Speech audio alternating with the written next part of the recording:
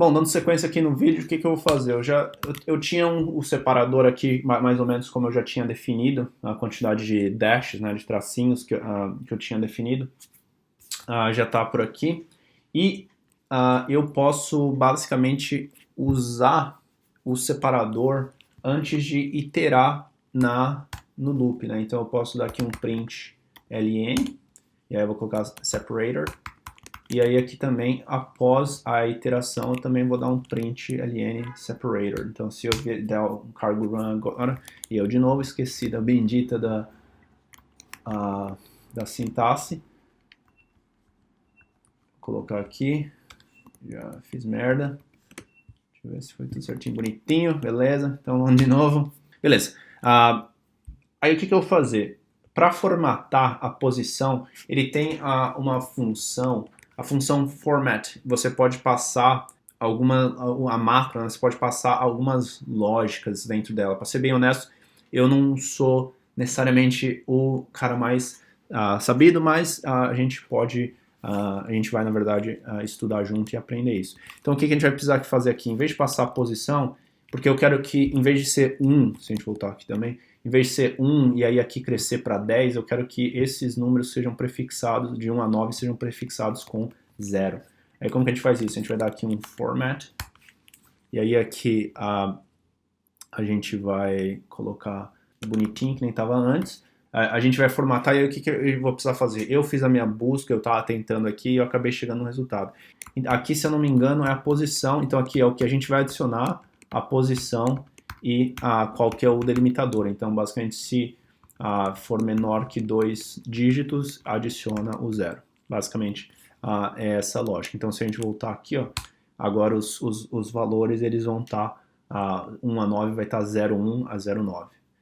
Dito e feito, bonitinho. Então, beleza. Então, a gente já fez essa lógica. E aí, se a gente voltar aqui de novo, eu tenho aqui um negócio que é um símbolozinho que tem uma setinha para cima e ele colore de verde para quem subiu e colore de vermelho para quem caiu. Então, como que a gente vai fazer isso aqui? Eu vou criar uma funçãozinha. Então, na verdade, aqui deixa eu, por hora, só voltar esse código do jeito que estava. E aí aqui onde a gente tem a posição, na verdade a variação da posição, eu vou criar aqui uma função que vai ser responsável por formatar essa questão da posição. Então aqui o que eu vou fazer? Eu vou fazer uma fn format variation, que eu vou receber a variação, e vai ser um inteiro, 64 bits, e vai retornar uma string, certo? E aí o que eu vou fazer? Se a variation for igual a 0, ou seja, na verdade 2, for igual a 0, eu só vou retornar a format. E aí aqui eu vou pegar o negocinho que eu usei, que, deixa eu ver aqui, acho que foi esse daqui, espaço 0, certo? E aí aqui a gente vai usar aquele colored que eu instalei, primeiro eu vou colocar aqui o que eu quero e depois a gente adiciona, né? Mas basicamente eu vou querer isso em cinza e eu tenho que retornar toString, já que eu falei que o retorno daquilo ali vai ser um string. Mas aí aqui ele está falando, o que está acontecendo? Tem tudo errado aí no seu código. Por quê? Porque ele não está identificando necessariamente que color é uma função. Então a gente vai precisar aqui colocar use colored, e aí eu vou basicamente puxar tudo de colored, ok? E aqui ele está reclamando que caso contrário, então eu vou dar aqui um return, basicamente só variation to string, certo? Então vamos testar aqui.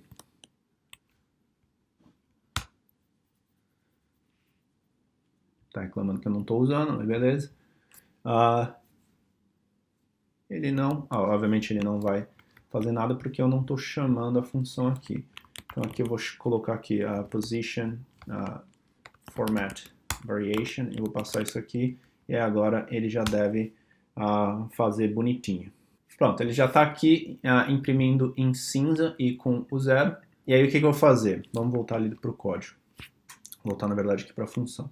Eu vou criar uma variável aqui que vai ser let is bigger, que vai ser igual a variation maior que 0. Por quê? Porque, como a gente viu ali, por exemplo, São Paulo subiu 2 posições, mas os outros times caíram 2 posições. Só que como a gente vai representar a subida ou a queda do time pelos ícones ou pelo símbolozinho da seta, eu preciso meio que normalizar os valores, né?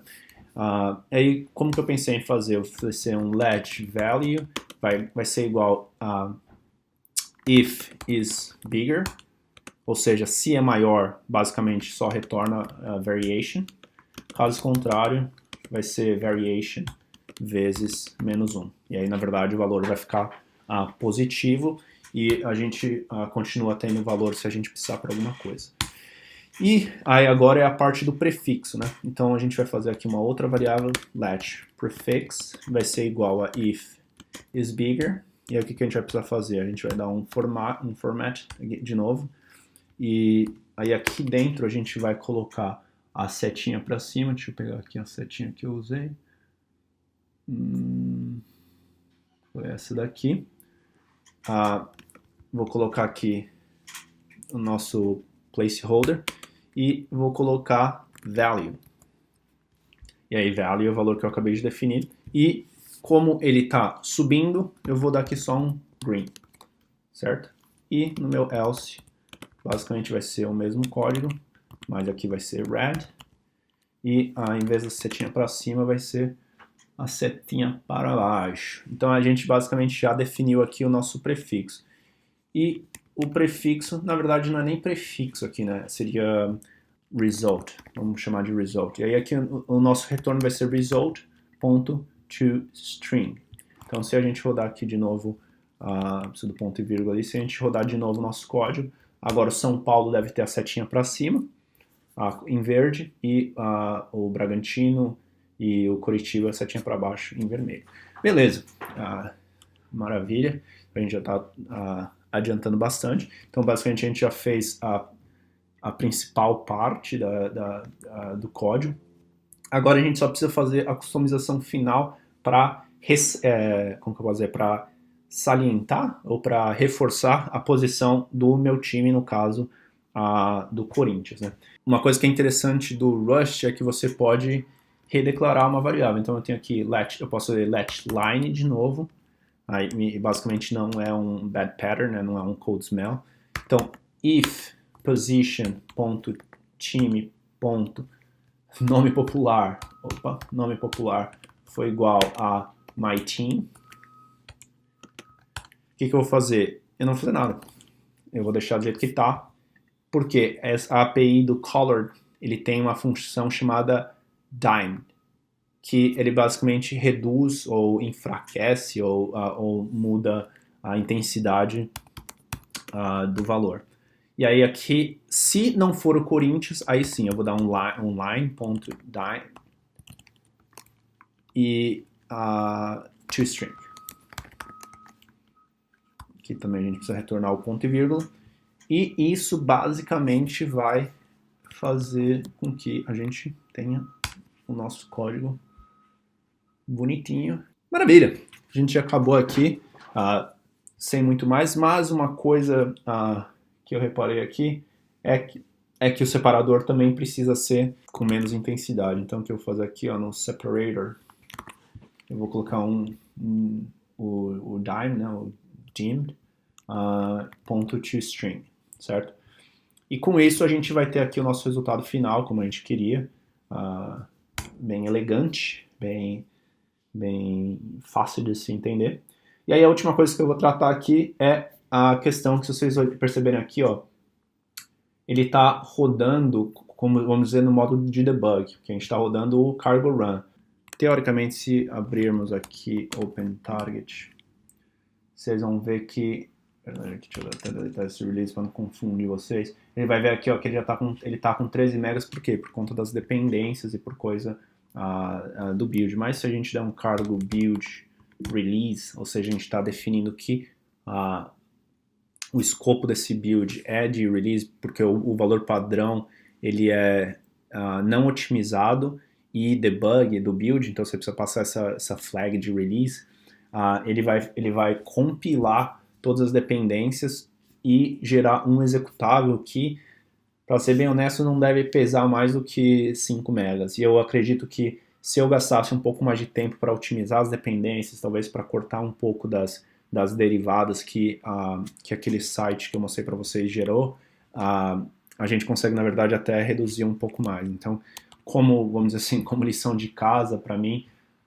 talvez seria ver se de fato a gente precisa de todas essas derivadas aqui. Eu acho que a gente não precisa de todas essas funcionalidades. Basicamente, eu acho que vai ser que é mais a partir de serialize e deserialize e talvez de debug, né? Mas enfim, isso aí é uma otimização que eu posso fazer no futuro. Aqui ele está aqui no toque, no H2, daqui a pouco ele vai provavelmente compilar o request também, que é uma das dependências que a gente usou. Beleza, tá ali no Hyper. Beleza, terminou aqui o release, então se eu der um ls aqui, a gente entrar em target, target, der um ls aqui, a gente vai ter a pasta de release. Então o que eu posso fazer aqui é release, e aí aqui eu posso executar o Brasileirão. Então, para mim, o que eu vou acabar fazendo aqui, agora acabar o vídeo, é que eu só vou basicamente salvar esse binário aqui em algum lugar no meu sistema, e aí eu vou exportar vou exportar a variável, e aí eu vou apontar provavelmente para o binário. Então, para que quando eu tiver, que nem quando a gente usa, por exemplo, um ls da vida, eu posso rodar só um tabela Brasileirão ou Brasileirão da vida, e aí ele vai puxar desse binário e vai printar para mim na tela, independente da pasta que eu estiver, vai ser uma variável e também um executável global no meu ambiente, né? Vai ser basicamente um alias, né, como a gente fala, para esse executável do Brasileirão. E eu acho que basicamente é isso.